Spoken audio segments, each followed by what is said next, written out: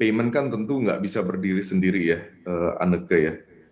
Dia merupakan bagian salah satu pilar, tentu pilar penting dari our digital economy gitu.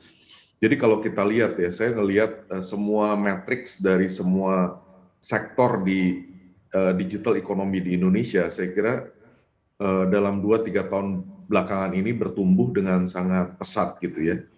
Di semua bidang gitu. E-commerce tentu sudah duluan, online travel duluan, kemudian saya kira selama pandemi kita melihat ada fenomena online investment juga tumbuh secara eksponensial gitu ya. Lending juga saya kira udah mulai bagus gitu, dan insurance juga. Nah, jadi saya kira ini semua saya kira membutuhkan eh, dan semakin membutuhkan adanya teknologi atau fintech payment yang juga semakin meluas gitu. Dan saya kira seperti yang tadi disampaikan oleh Vincent, kalau kita lihat karakteristik dari fintech ya, termasuk fintech payment itu kan selalu dia serving segmen yang masif dan agak at the bottom of the pyramid gitu, termasuk MSME kita yang jumlahnya banyak sekali. Nah, kalau kita lihat adopsi ini akan semakin meluas, dan saya kira seiring dengan itu tadi use cases-nya semakin bertambah banyak dari berbagai dimensi dari digital economy yang kita lihat sendiri angka-angkanya gitu ya. Yang kedua, saya kira kita memiliki basis UMKM yang begitu besar. Kris merchant kita sekarang baru 12 juta, dan itu sudah tumbuh luar biasa dari 3 tahun lalu, seperti yang saya sampaikan dari 600.000, ini masih ada 67 juta gitu. Ini baru MSME-nya, dan jumlah UKM kita kan juga sedang terus bertumbuh. Nah, saya kira dari dua hal ini itu menunjukkan potensi dari fintech payment kita yang saya kira tentu akan didorong oleh QRIS gitu sebagai salah satu key feature dari fintech payment di Indonesia. Saya kira akan bertumbuh dengan sangat baik gitu, ke depan. Baik, Pak Vincent, kalau dari Dana seperti apa?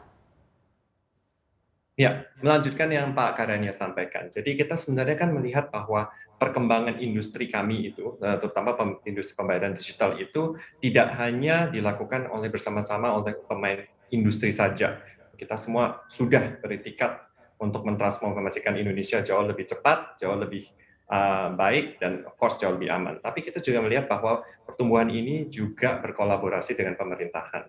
Jadi yang saya sangat banggakan itu bahwa dalam 2-3 tahun terakhir ini, kolaborasi antara Bank Indonesia atau pemain-pemain industri dengan kementerian-kementerian yang lain, itu kita melihat bahwa terjadi sinergi juga gitu.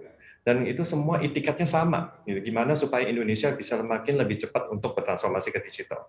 Karena kita tahu sendiri kan, di banyak contoh-contoh di negara lain bahwa kalau makin terjadi perubahan transformasi ke digital, maka akselerasi ekonominya itu makin jauh lebih cepat.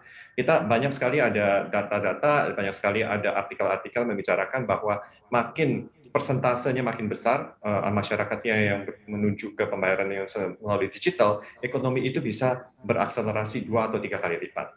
Nah, jadi sebenarnya kami semua itu merasa ini adalah kesempatan yang baik sekali, terutama sekarang ini di Indonesia, karena pemain industri, pemerintahan, masyarakat sendiri, adopsinya, terus juga talent pool juga itu makin membesar. Jadi kita semua melihat bahwa potensi ini adalah potensi yang benar-benar harus kita kerjakan dan harus kita kejar supaya Indonesia bisa menjadi salah satu negara yang bisa dicontoh sebagai negara yang terbaik untuk proses digitalisasi pembayaran, terutama dengan transaksi menggunakan QR.